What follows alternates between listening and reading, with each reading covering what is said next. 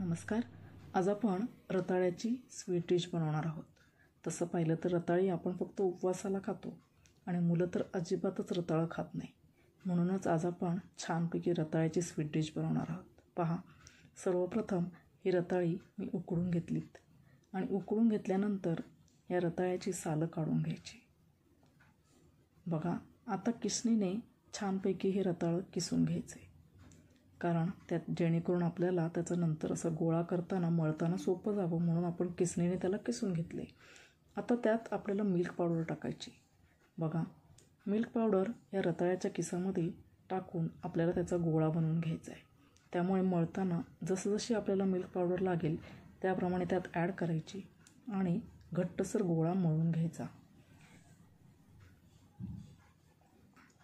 बघा, अशा प्रकारे त्याच्यामध्ये थोडंसं साजूक तूप टाकून आपण हा गोळा छानपैकी मळून घ्यायचा आणि अशा प्रकारे आपल्याला हा गोळा तयार झालेला दिसेल. आता काय करायचं तर हा गोळा आपल्याला थोडा वेळ झाकून ठेवायचा आहे आणि 10 ते 15 मिनटं आपण या गोळ्याला झाकून ठेवून द्यायचं आहे. आणि आता आपण पाक करून घेऊयात. बघा, कढईमध्ये 1 पेलाभर साखर घेतली आणि त्यात पेलाभर पाणी टाकायचं आहे आणि उकळायचं आहे. तर या ठिकाणी कुठलाही घट्ट असा पाक करायचा नाही आहे, तर फक्त आपल्याला उकळून घ्यायचे आणि त्याच्यामध्ये साखर विरघळून घेता येईल आणि थोडासा घट्ट असा पाक करता येईल असा पाक आपल्याला बनवायचा आहे. बघा, अशा प्रकारे पाक तयार झाला आहे. आता गॅस बंद करूया आणि आपण 10 ते 15 मिनटं घट्ट झाकून ठेवलेला आपला जो गोळा आहे तो पाहूयात. बघा, तो अजून थोडा घट्ट झालेला दिसेल आणि आता आपल्याला त्याचे गोळे बनवून घ्यायचे आहेत.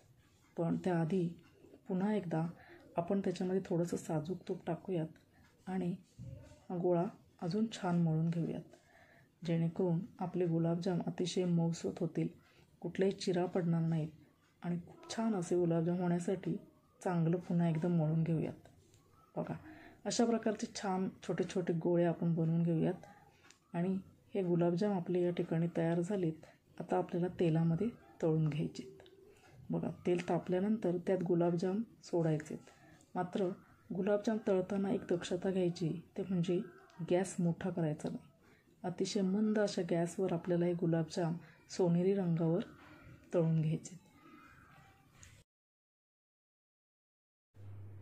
बघा, आता अशा प्रकारे आपल्याला सगळे उरलेले गुलाबजाम तेलामध्ये छान तळून घ्यायचे आणि मग सोनेरी रंग आल्यानंतर आपल्याला हे गुलाबजाम आपल्याला पाकामध्ये टाकायचे आणि अतिशय सुंदर असे गुलाबजाम होतात.